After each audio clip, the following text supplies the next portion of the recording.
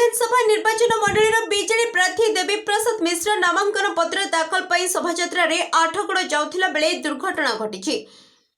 एथिरे 3 जण युवक गुरुतर आहत होइछन्ति। सेमानक मध्यरु जणे युवकଙ୍କୁ संकटापन्न अवस्था चिकित्सा पई कटक निया जायछि।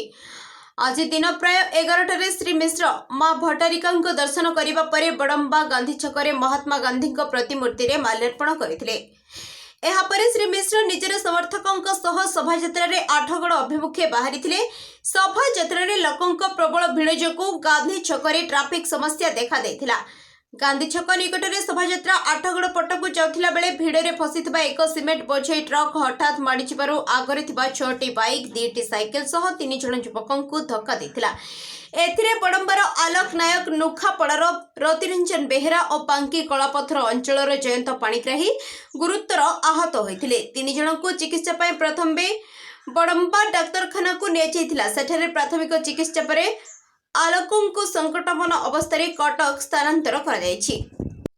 Bureau report the news today.